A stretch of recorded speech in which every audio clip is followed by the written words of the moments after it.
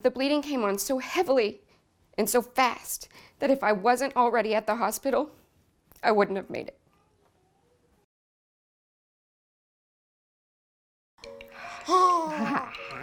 It's been almost a year since it happened, and I haven't really talked to anybody about it. It's a very personal experience. Really only my family knows about it. This was my third pregnancy.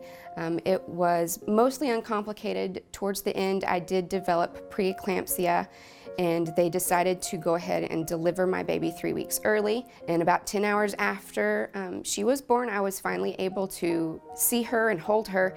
And while I was there in the NICU, I noticed that I began bleeding very heavily. Something was wrong. There was too much blood. Not 2 minutes after I actually fainted, I passed out in my wheelchair in the middle of the NICU room floor. They had to call a code. My husband sat with the chaplain while they rushed me back to emergency surgery. I didn't know what was going on. I was in and out of consciousness. After several blood transfusions, they were able to stop the bleeding and stabilize me. And later that night, I woke up and they told me what had happened. They told me I had a postpartum hemorrhage. I'd never even heard of that before. So it was incredibly scary. And the bleeding came on so heavily and so fast that if I wasn't already at the hospital, I wouldn't have made it. The recent numbers in a report were staggering. It showed a drastic increase, 147 deaths in a single year, a record high for Texas. That startling statistic forced the Texas Health and Human Services Commission to react.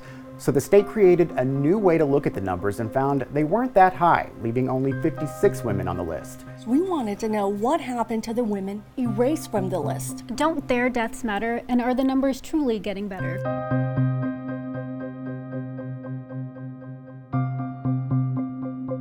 How confident is the state in the numbers?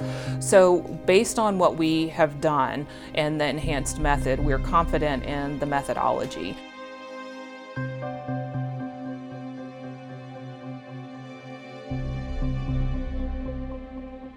My experience was a little shocking. I felt like I was having a heart attack, like I couldn't breathe. And I had to scream, I had to beg for help to say something is wrong, I'm not gonna make it. And I would have been one of those statistics. And so when the report came across my desk, my freshman term, it really was very riveting to me. It's shocking that we still don't really have the most reliable data in Texas. Right now, if a woman were to pass away 43 days after she gave birth, that's not considered a maternal mortality, even if it was a pregnancy-related death. What I want to do is, I think something bold has to happen.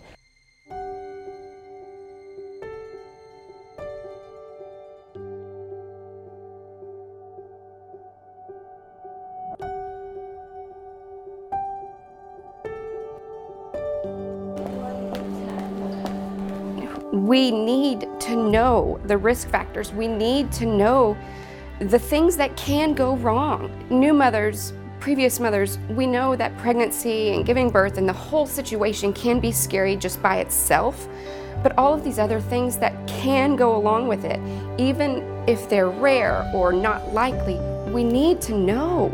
If I had known, if I knew I had so many of the risk factors, I could have taken better care of myself. I could have told the nurses I needed extra help, but I didn't, and I pushed myself. Did you have any more marshmallows? Was that all? Yeah. Did you put them all in your cup? It's something that nobody talks about, but it's happening every single day.